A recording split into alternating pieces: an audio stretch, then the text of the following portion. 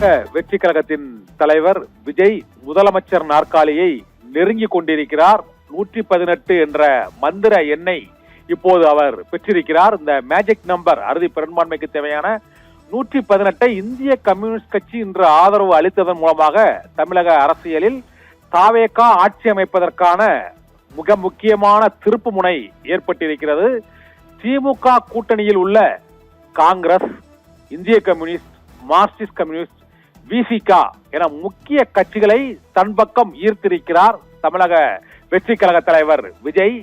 திமுகவிற்கு இது தேர்தலில் மட்டும் பெரும் பின்னடைவு அல்ல, கூட்டணியிலும் மிக பெரும் பின்னடைவாக இப்போது பார்க்கப்படுகிறது.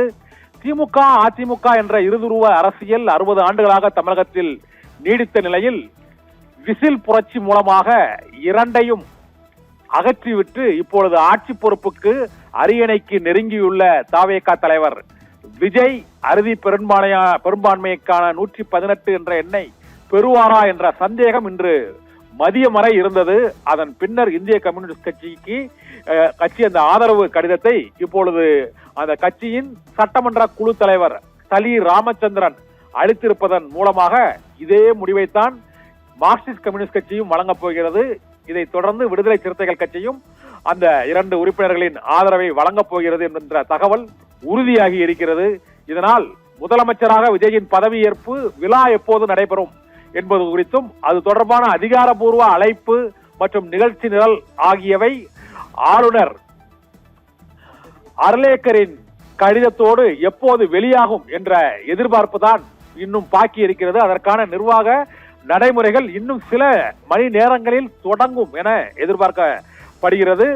தமிழகத்தில் ஒரு புதிய அரசியல் மாற்றம், ஒரு புதிய கூட்டணி மாற்றம், புதிய முதலமைச்சர் என ஒட்டுமொத்தமாக தமிழகத்தின் அரசியல் களமே தலைகீழாக புரட்டி போடப்பட்டிருக்கிறது. ஒருபுறம் ஆதரவு கடிதங்கள் பெற்றுக் கொண்டிருக்கக்கூடிய சூழ்நிலையில் பட்டினப்பாக்கத்தில் மற்றும் அங்க பனையூர் தாவேகா அலுவலகத்தில் தாவேகா தொண்டர்களின் உற்சாகம் கரை புரண்டு ஓடிக்கொண்டிருக்கக்கூடிய அந்த காட்சிகளை தான் இப்போது நாம் பார்த்து கொண்டிருக்கிறோம்.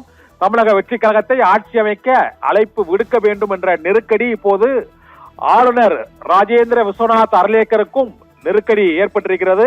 இந்த கடிதத்தோடு இன்னும் சற்று நேரத்தில் தாவேகா தலைவர் விஜய் அர்லேக்கரை சந்தித்து தங்களுடைய ஆதரவு கடிதத்தை வழங்க இருக்கிறார். அதற்கு பிறகு இந்த 118 எம்எல்ஏக்களுடன் கூடிய அந்த கடிதத்தை வழங்குங்கள் என்று நேற்று மாலை இதே நேரத்தில் தான் அங்கு ஆளுநர் அர்லேக்கர் அந்த கடிதத்தை பொது ஊடகங்களில் வெளியிட்டார். இந்த சூழ்நிலையில் இப்போது அந்த எண்ணிக்கையோடு 3வது முறையாக விஜய் தொடர்ந்து 3வது முறையாக தேர்தல் முடிவுகள் அறிவிக்கப்பட்ட பிறகு 3வது நாளாக இன்றும் இந்த ஆதரவு கடிதத்தோடு அவர் ஆளுநர் அர்லேக்கரை சந்திக்க இருக்கிறார். அதன் பின்னர் சில நிமிடங்களில் ஆட்சி அமைப்பதற்கு அழைப்பு கொடுக்கும் அந்த அறிவிப்பும் வெளியாகும் என எதிர்பார்க்கப்படுகிறது.